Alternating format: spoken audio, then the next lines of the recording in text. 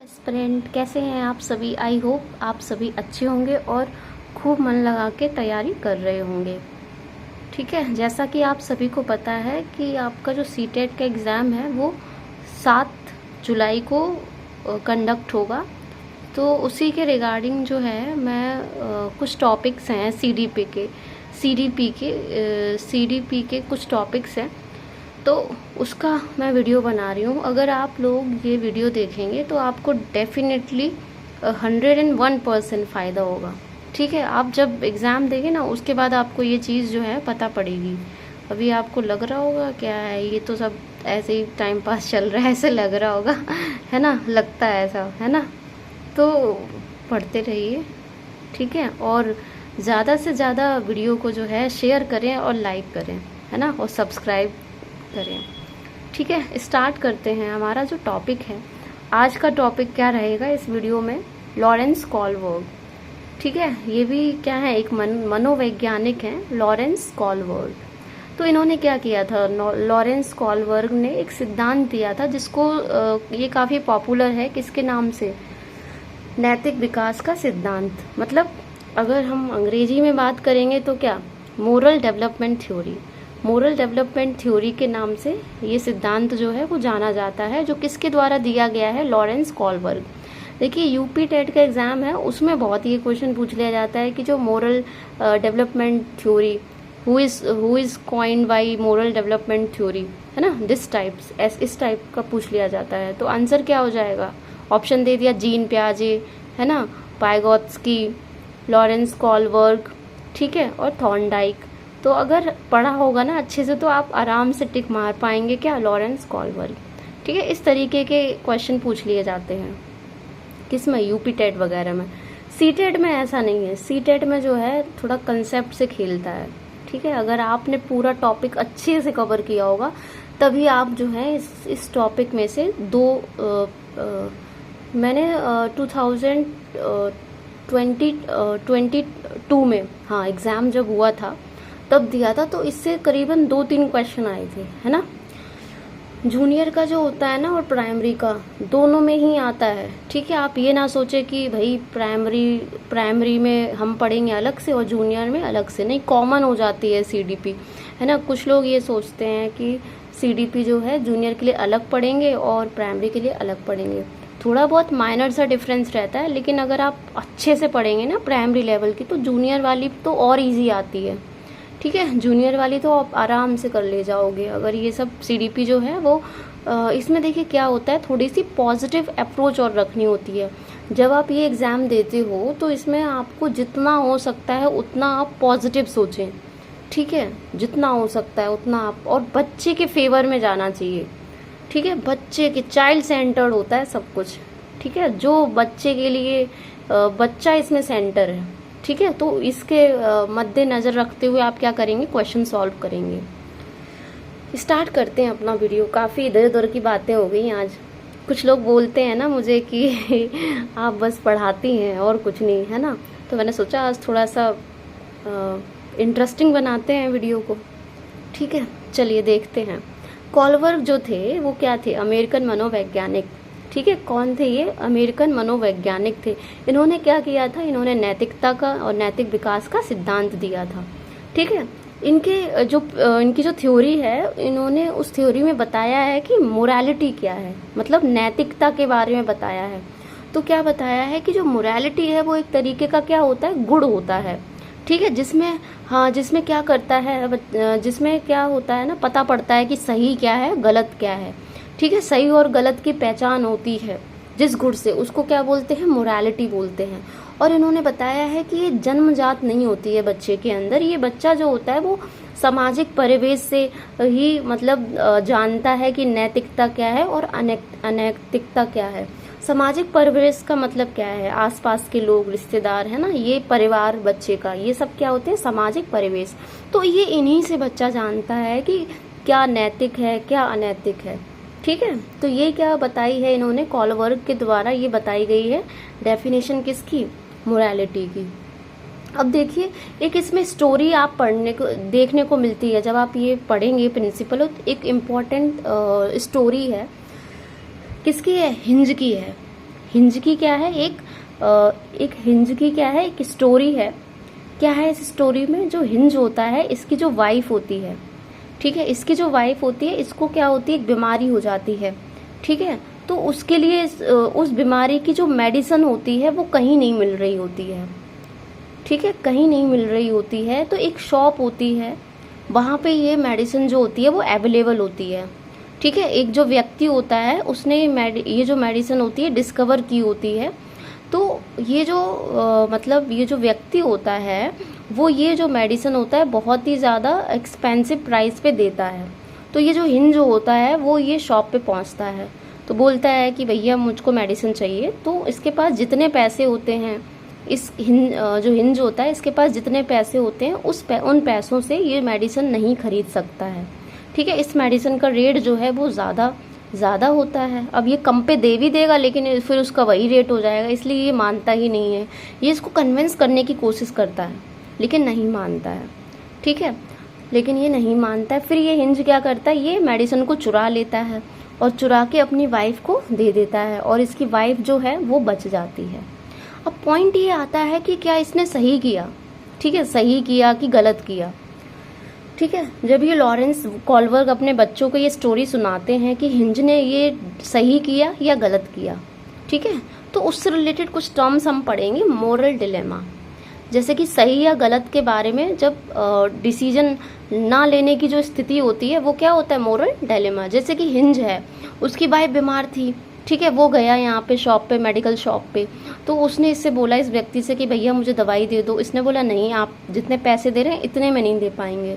तो फिर ये हिंज बोलता है कि हिंज काफ़ी इसको कन्विंस करता है, बट अब इसके दिमाग में ये चल रहा होता है कि अगर ये मेडिसिन मैंने चुराई, ठीक है, तो ये गलत हो जाएगा, अगर चुराऊंगा नहीं तो भी गलत हो जाएगा, इसकी वाइफ की डेथ हो जाएगी।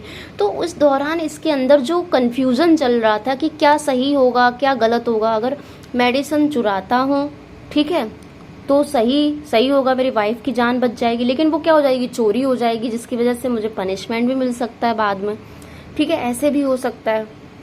तो ये इसके दिमाग में क्या चल रहा था, मोरल डायलेमा। जब आप सही और गलत के बारे में डिसीजन नहीं ले पाते हैं तो जो वो स्थिति होती है वो क्या कहलाती है, मोरल डायलेमा। अब देखिए मोरल रीजनिंग क्या होती है, सही और गलत के बारे में डिसीजन लेने में जो शामिल प्रक्रिया होती है, ठीक है। जब आप डिसीजन लेते हैं कि अब भाई करना क्या है, जैसे कि ये डिसीजन ले लेता है कि चोरी इसको करनी है उस मेडिसिन की, और ये सोचता है कि नहीं चोरी करके ही सही है, ठीक है। तो ये जो मोरल रीजनिंग होती है कि आप जब सही और गलत के बारे में डिसीजन ले लेते हैं, जो प्रक्रिया होती है वो क्या कहलाती है, मोरल रीजनिंग कहलाती है, ठीक है। तो ये कुछ इन्होंने एक्सप्लेनेशन दिया है किसके बारे में, मोरल डायलेमा के बारे में और मोरल रीजनिंग के बारे में। अब देखिए कॉलबर्ग के सिद्धांत की आलोचना जो है वो किसने की है, कैरोल गिलिगन ने की है। इनकी जो आलोचना है वो किसने की है, कैरोल गिलिगन। इनकी स्टूडेंट ही रही थी, इन्होंने काफ़ी आलोचना की। इन्होंने क्या बोला था कि इन्होंने जो एक्सपेरिमेंट किया है उसे महिलाओं को काफ़ी इन्होंने मतलब महिलाओं को कम प्राथमिकता दी है, पुरुषों को ज़्यादा दी है, ठीक है। फिर उन्होंने इसका एक्सप्लेनेशन बताया कि जो पुरुषों की जो नैतिकता होती है उसका आधार क्या होता है, न्याय होता है, और जो स्त्रियों की नैतिकता होती है उसका आधार क्या होता है, देखभाल, ठीक है। अब देखो यहाँ पे ये जो क्वेश्चन बनते हैं वो देखो कैसे बनते हैं पेपर में। लॉरेंस कॉलबर्ग ने नैतिकता के लेवल कितने दिए हैं, तो 3 लेवल दिए हैं, और हर एक लेवल में 2-2 स्टेजेस हैं। तो जब 3 लेवल हैं और हर एक लेवल में 2-2 स्टेजेस होंगी तो कितने हो जाएंगे स्टेजेस, 3 2 जा 6, मतलब एक लेवल में 2, 3 लेवल में कितनी होंगी 3 × 2, तो 6 जो होंगी वो क्या हो जाएंगी, स्टेजेस हो जाएंगी। तो ये बहुत ज़्यादा इम्पॉर्टेंट है, इसी से ज़्यादातर क्वेश्चन देखने को मिलते हैं, ठीक है। और कभी कभी क्वेश्चन ऐसा भी आ जाता है कि किस कॉलबर्ग का जो सिद्धांत था उसकी आलोचना का आधार क्या था, तो इन्होंने जेंडर वाइसिंग, है ना, तो वो चीज़ पता होनी चाहिए। एक बार क्वेश्चन ऐसा आया, पिछली साल ही आया है क्वेश्चन, ये इसमें CDP में यही वाला, यहीं से क्वेश्चन बना था कि इनका जो आलोचना है इसका क्या आधार था, तो इन्होंने जेंडर वाइसिंग जो है वो इम्पोर्टेंट रहेगा। इन्होंने जेंडर वाइसिंग बताया है, कैरोल गिलिगन ने बताया है कि जेंडर वाइसिंग करी है इन्होंने, मतलब क्या, स्त्रियों को कम आंका है इसमें, ठीक है। तो ये जो है अब हम क्या पढ़ेंगे आगे जो कॉलवर्ग ने लेवल्स दिए हैं और स्टेजेस दिए हैं उनके बारे में चर्चा करेंगे। ठीक है, देखते हैं रुको। तो इन्होंने कितने लेवल बताए हैं? 3 लेवल बताए हैं। पहला लेवल देख लीजिए जल्दी जल्दी, प्री कन्वेंशनल स्टेज है ना, कन्वेंशनल स्टेज और पोस्ट कन्वेंशनल स्टेज, ये रट लीजिए बिल्कुल, क्वेश्चन बनता है इसमें से, डेफिनेटली 2 क्वेश्चन आएंगे डेफिनेटली। तो प्री कन्वेंशनल स्टेज में जो है बच्चे की एज क्या होती है, 4 से लेकर 10 वर्ष का जब होता है, और इसमें इस एज के दौरान नैतिकता कैसी होती है, 0 होती है। ठीक है, वो अपने समाज से ही सीखता है नैतिकता, लेकिन इसमें नैतिकता इस टाइम पे क्या होती है, 0 होती है बिल्कुल। अब देखिए यहाँ पे क्या होता है, दो उसमें स्टेजेस में इसको डिवाइड किया है। एक तो punishment and obedience, instrumental, relativistic, individualism. ठीक है, आप ऐसे याद रखें कि इसमें जो होता है ना, नैतिकता का मतलब जो आधार होता है वो क्या होता है, सजा और आज्ञा पालन पर आधारित होती है। मतलब क्या हुआ, जैसे कि बच्चे जो होते हैं वो डरते हैं कि अगर हम ये काम नहीं करेंगे तो, मतलब इसमें जो नैतिकता का आधार होता है वो क्या होता है, पनिशमेंट और ओबीडियंस होता है। मतलब अगर जैसे कि घर में रिश्तेदार आए, ठीक है, तो अगर बच्चा पैर नहीं छुएगा तो उसे पता है कि बाद में क्या पड़ेगी, मार पड़ेगी भाई, इसलिए पैर छू लो, उसमें ही समझदारी है। तो ये जो नैतिकता है पैर छूने वाली, ये कैसे आ रही है, पनिशमेंट के डर से। ठीक है, उसके बाद इंस्ट्रूमेंटल रिलेटिविस्टिक इंडिविजुअलिज्म, मतलब जैसे को तैसा। मतलब जैसे बच्चा, अगर किसी बच्चे ने किसी बच्चे को क्या मारा, थप्पड़ मारा, तो दूसरा बच्चा भी क्या कोशिश करेगा इसको थप्पड़ मारने की, मतलब जैसे को तैसा वाली ये जो है स्टेज है। अब दूसरा देखो क्या है, कन्वेंशनल स्टेज। ये क्या है, इसका एज याद रखिएगा 10 से 13 वर्ष तक देखने को मिलती है ये। इसमें क्या होता है, सोसाइटी के जो मानक होते हैं वो अपने अंदर बच्चा क्या करता है, समावेशित करता है। ठीक है, ये 2 स्टेजेस होती हैं। कौन सी होती है, गुड बॉय और गुड गर्ल। मतलब दूसरों के साथ भला बनकर अनुमोदन अर्जित करता है, गोल्डन रूल भी इसको कहा जाता है। ठीक है, मतलब इसमें बच्चा जो होता है वो अपनी इमेज बनाता है।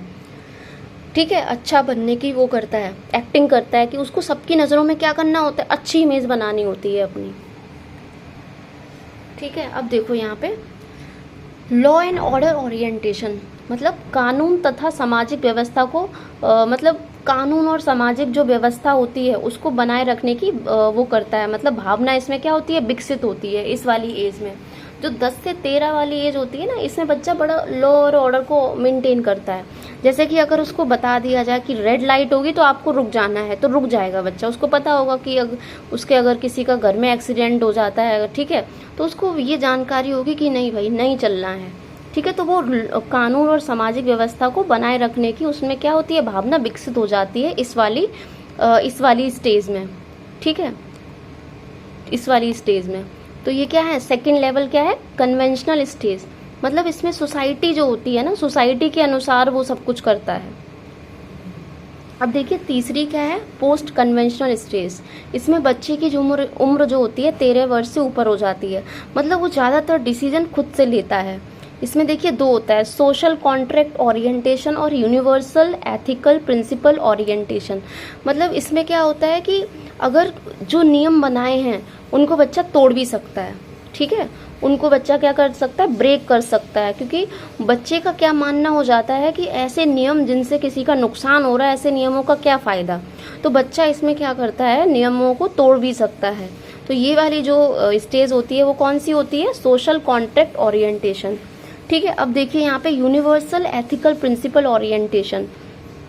मतलब अब बच्चा जो होता है वो दूसरों के विचार के हिसाब से नहीं चलता, जैसे कि ऊपर चल रहा था कि भाई उसको जो बता दिया बस वही उसको करना है, वही मेंटेन करना है। लेकिन इसमें वो खुद की चलाता है, मतलब खुद के मानकों के अनुसार वो व्यवहार करता है। जैसे कि जो भगत सिंह थे, है ना, भगत सिंह जो थे उनके परिवार वालों ने बहुत समझाया था कि बेटा आपके सामने उम्र पड़ी हुई है ना, फिर भी उनके अंदर कितनी देशभक्ति जागी थी, उन्होंने बहुत कुछ देश के लिए किया था। तो ये जो होता है वो कौन होता है, यूनिवर्सल एथिकल प्रिंसिपल ओरिएंटेशन में आएगा। ठीक है, देखिए ये जो मैंने लेवल्स बताए इनको आप इंग्लिश में ही याद कीजिए, काफ़ी फ़ायदा रहेगा, क्योंकि हिंदी में बहुत कन्फ्यूजन है।